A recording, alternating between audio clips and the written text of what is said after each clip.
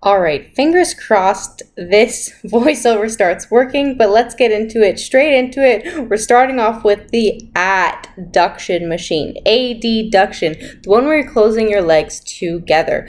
All right, so the cues he gave me for this is you're not leaning back on the seat here. You're leaning forward or sitting straight up with your arch in your back, in your chest up. So the arch should always be there, he said, and your chest should always be up. Once this form starts to falter, you're going too heavy, you need to stop. Another cue is you're holding with your hands on the hand holds here to brace yourself, while also keeping your feet pointed upwards and braced. So you're not just having floppy feet, your feet are flexed, your feet are working, your feet are driving into the machine below you, and you're not jumping. He always says don't jump, don't jump. That means don't use momentum. It means fully stop at the stretch position. Don't use momentum to start closing. Just start closing with the stretched and using the working muscle. You're not trying to jump or use momentum. Again, once you start jumping, it means you're going too heavy. You need to control the weight, then that is the correct form for this. Moving on to something completely new, completely different, or maybe just the way he showed me how to do these. So these are Sumo wide stance pulsing squats on a Smith machine. So I've done these before, but without the certain cues he's taught me. You're going to start wider than you think you should. Way wider. And then you can start to adjust from there, but start wide first. And then you're going down. While you're going down, you're pressing your knees all the way out. Like, this hurts so much because of how wide I was, but it worked my glutes like crazy. So am I going to start questioning things on why? No, I'm just going to do what works best. And I'm so grateful he showed me this really cool movement because it's been working. You're going to go deep. Here in these videos, I'm literally not going deep enough. The video I posted last week on my Instagram, I'm going way deeper. So another thing on why I like to show you this is to show also myself that I can go way deeper next time with these movements. So go way deeper, and then don't stand all the way up to keep the most tension in the muscle and keep the muscle working for the entire set, no rest. Again, the cue for this is driving our knees all the way out. Knees out, he kept saying. And then not all the way up, just stand and back down. Stand and back down. Like, looking at this, yeah, sure, it looks deep, but I was definitely going deeper last week. And if you want for reference, go check out the Instagram. So I got a few different clips of this movement just so you are able to see, and also for myself, I'm able to see if I was doing the correct form. Again, because this is one of the more newer workouts he had me do. Like I said, I've done wide leg sumo squats before, but not as wide as this, and not pulses, and not with the cues of the knees drive over. And also my feet were way more forward than typically I would have stand on a Smith machine sumo squat. But like I said, this was working my glutes like crazy. I just need to go lower again next week. Yes, I like that depth, but I could definitely go deeper. Next, moving on to tried and true hip thrusts. You've seen me do these countless times before, but let me give you the rundown of the cues he gave me. So we're starting with our feet shoulder width apart, narrower than you think your shoulders are, because that's where he had me put my feet. All right, not too far forward and not too far in, because then we're working too far forward our feet, we're working our hamstring, and too far in, we're not feeling anything, any glutes, we're feeling mainly quads. So at 90 degrees, we're going to put our feet are shoulder width and then slightly angled outwards in almost a V shape. Now that we have our feet, we're focusing on driving our glutes up and squeezing them like your life depends on it. So in the most broken tie English, he was trying to explain to me that you're squeezing your glutes like you're squeezing Kegels. Like when ladies do Kegels to tighten their pelvic floor, that's the type of feeling we want at the top of our movement. So that squeeze, that internal drive, almost like you're trying to turn your butt cheeks inside out, that. And your hips should be fully extended at the top. So we're not stopping when our legs are like 90 degrees with our body. We're stopping when our hips come slightly over that neutral line of our body, driving all the way up. And again, we're coming all the way down till our butt almost touches that mat at the bottom, and then it's time to drive right back up and squeeze at the top. That Kegel motion, that's butt like turning inside out, squeezing motion. Once you feel that, then you're good to come back down. But like with all movements he was describing to me, no jumping, no using momentum at the top or the bottom, full control, full contraction throughout the entire movement. Next up, we have a movement I have never done before, but it's a variation of a kickback. So we're using this like hyperextension machine or reverse froggy machine to do single leg kickbacks with a slight angle on it. So we're angling our foot out and back.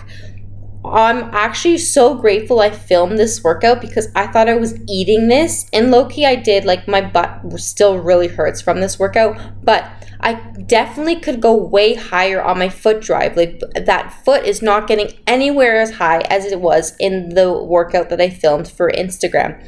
Like, so this just tells me when he's not there giving me the cues, I still have stuff to work on, still have things, rooms and areas to grow. Yeah, so take that what it is. This is your sign that you need to keep on improving and try this out for yourself.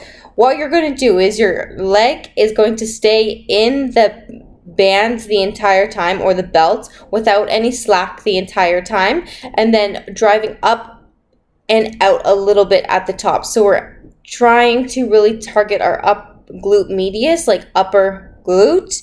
Again, my leg could get way higher on this.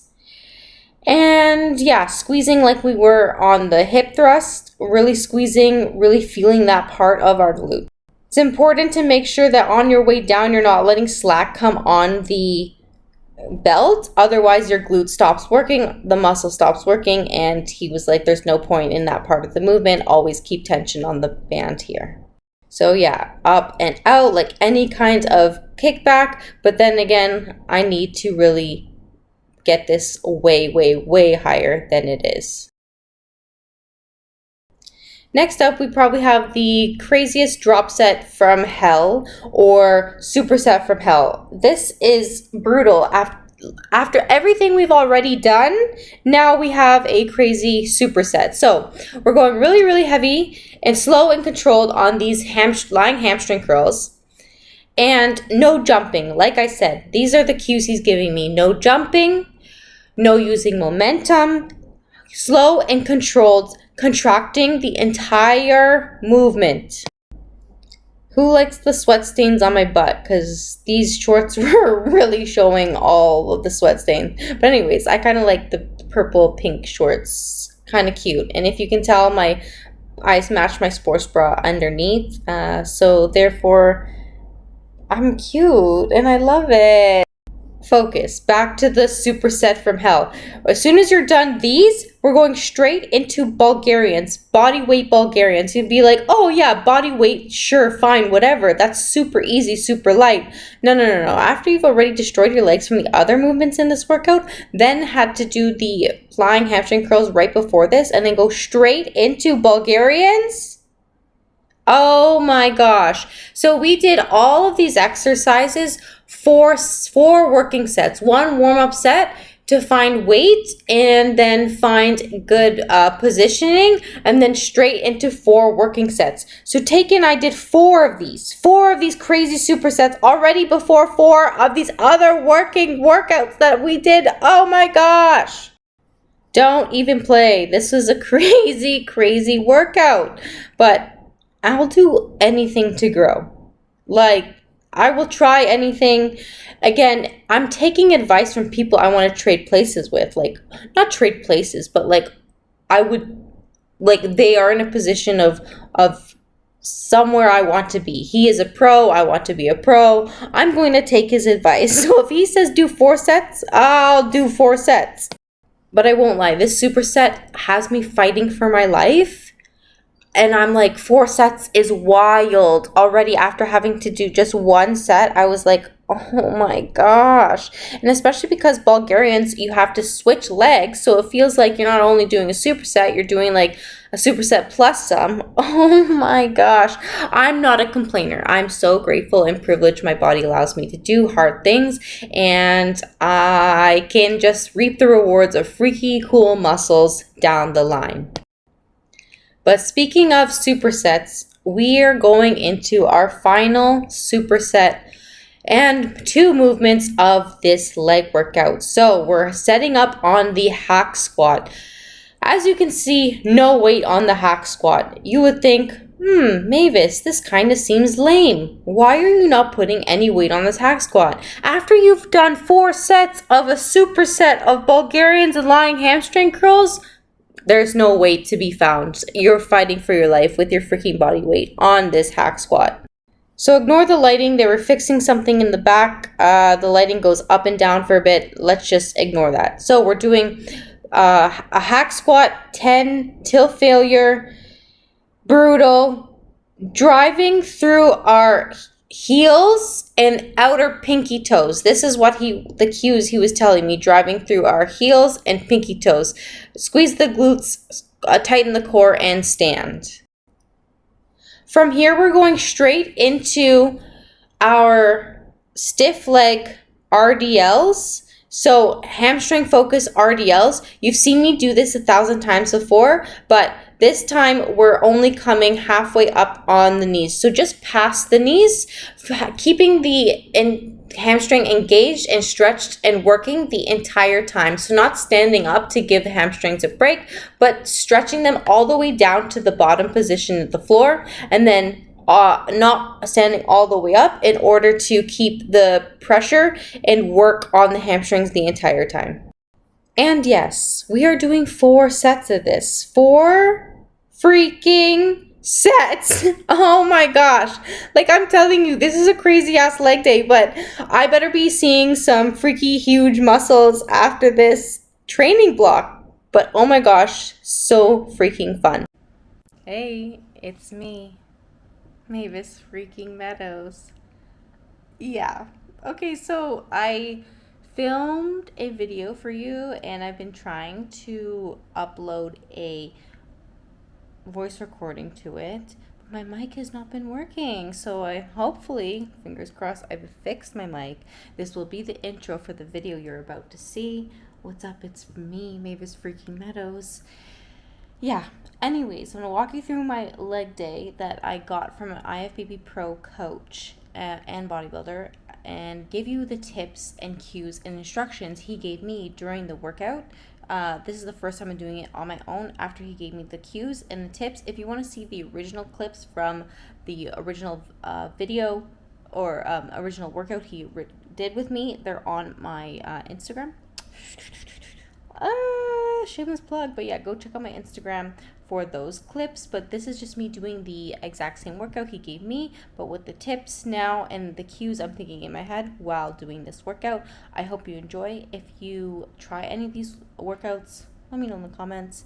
And then if the cues were helpful to you at all, if you already do these types of movements in your leg day. But yeah, as always, peace and love. I love training. Train hard, train with intensity. And let's get freaky and huge together. Let's go.